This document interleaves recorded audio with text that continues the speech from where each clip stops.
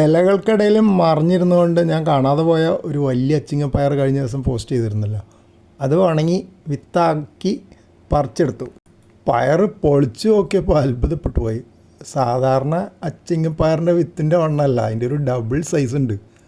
അതിൽ 2 സ്വല്പം പൂപ്പിൽ പിടിച്ചിട്ടുണ്ടോ എന്ന് സംശയം, അത് മാറ്റി വെച്ചു. മറ്റേ നല്ല ഭംഗിയുള്ള വിത്തുകൾ, അത് കുറച്ച് ദിവസം കഴിഞ്ഞിട്ട് നടാമെന്ന് വിചാരിക്കുന്നു. കാരണം ഇവിടെ കുറേ പയറുണ്ട് ഇപ്പോൾ, ചെടികൾ പുതുതായിട്ട് മുളച്ച് വന്ന് വള്ളി നീട്ടി ഒരു 5-6 ഇലയൊക്കെ അത് കുറേ ഉണ്ട്. അപ്പോൾ ഇതും കൂടെ നട്ടാൽ ശരിയാവില്ല.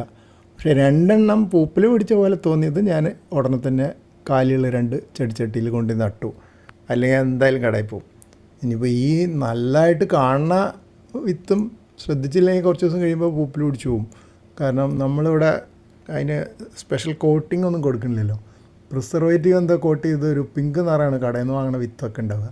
അങ്ങനെയാണെങ്കിൽ കൂടുതൽ കാലം ഇരിക്കുകയായിരിക്കും. ഇവിടെ ഉള്ളത് കുറച്ച് ദിവസം വെച്ച് കഴിഞ്ഞാൽ പിന്നെ കുഴിച്ചിട്ടാൽ മുളയ്ക്കില്ല.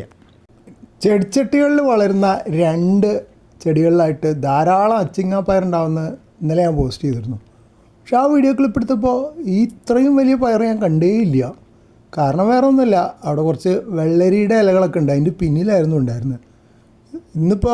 ഇന്നലെ കണ്ട പയറുകളിൽ കുറച്ചെണ്ണം പറിച്ച് ഉപ്പേരിക്കെടുക്കാൻ വേണ്ടിയിട്ട് വന്നതാണ്. ഇതൊക്കെ ഏകദേശം ഉപ്പേരിക്കെടുക്കാൻ പാകമായതാണെന്ന് വിചാരിച്ച് ഇന്നലെ കണ്ടുവച്ചതാണ്. ഇന്ന് രാവിലെ വന്നിട്ട് പറിക്കാതെ ഇതങ്ങ് കുറച്ച് വിട്ടിട്ടായതുകൊണ്ട് നീളമുണ്ടെങ്കിൽ അത്ര മനസ്സിലാവില്ല, കണ്ടാൽ ചെറുതാണെന്ന് തോന്നുക. അപ്പോഴാണ് ഇത് കണ്ടത്. അപ്പോൾ ഉത്സാഹമായി വേഗം ടേപ്പ് എടുത്തൊന്ന് അവിടെ കൊണ്ടുവന്ന് ഒരു തലക്കിൽ അവിടെ ഒരു ചെറിയ വള്ളി കൊണ്ട് കെട്ടി വെച്ചിട്ട് അളവെടുത്തു. ഏകദേശം 60 സെൻറ്റിമീറ്റർ ഉണ്ട്. അപ്പോൾ വലിയ മോശമല്ല. മൂപ്പ് ഓവറായതുകൊണ്ട് ഇതിനിപ്പോൾ എന്തായാലും ഉപ്പേരിക്കെടുക്കാൻ പറ്റില്ല.